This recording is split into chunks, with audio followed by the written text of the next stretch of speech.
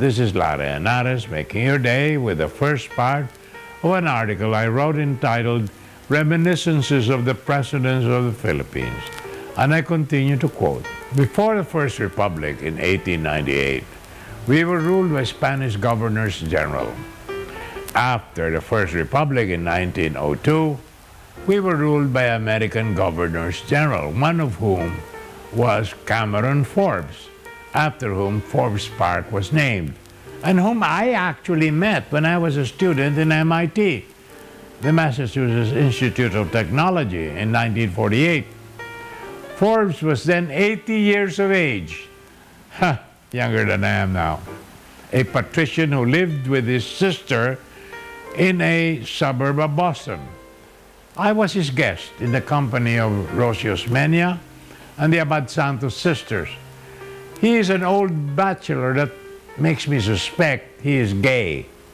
His favorite possession is a souvenir from the Philippines, a piano made of solid nara that sounded like a guitar playing inside a closet, because a hardwood nara is not a good sounding board for a piano. I met President Emilio Aguinaldo on July 21, 1940, at my grandfather's house, together with President Manuel L. Quezon.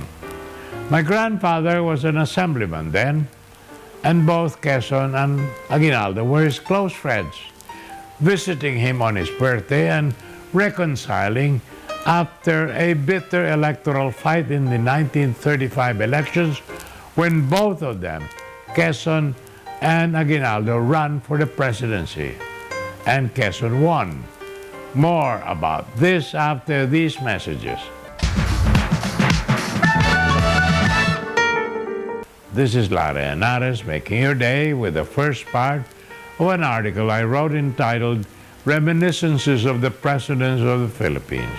And I continue to quote, "My most memorable moment with President Emilio Aguinaldo was in the 1960s, when I was a member of President Diosdado Macapagal's cabinet as chairman of the National Economic Council, when Anding Rosas and I visited him to inform him that the independence date was changed from July 4th to June the 12th.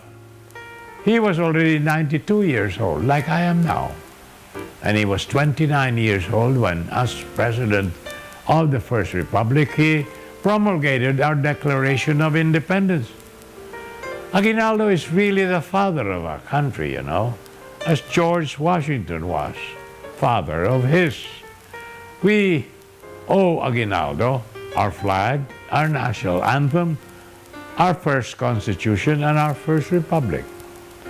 My most memorable moment with President Quezon was when my grandfather visited him in his private room in Malacanang, and he came out of the bathroom stark naked, as he usually does to show off his private parts.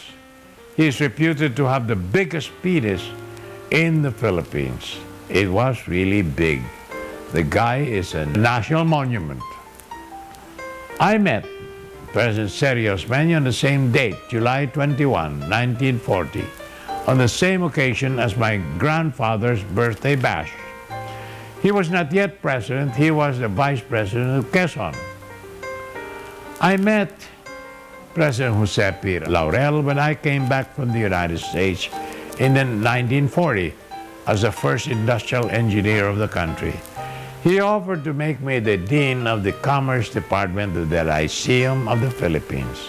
After the war, in 1946, I went to the United States to study in the Massachusetts Institute of Technology, MIT, the foreign branch of Mapua.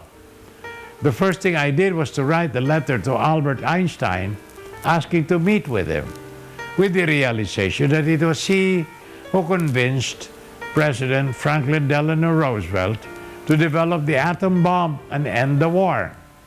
Einstein called me up to tell me that he thought Filipinos only spoke Spanish, that he was surprised to receive a beautifully written letter in English from a Filipino. He then invited me to come and see him. And I did. My dean drove me to Princeton University himself. And there I met both Einstein and Robert Oppenheimer, the builder of the atom bomb. And both spoke of ahimsa, to which they adhered, the love and respect for all living things. More tomorrow, my dear friends. This is Larry Henares, making your day, saying good day, God bless you. Thank you very much for being with us. Till next time, hasta la bye-bye.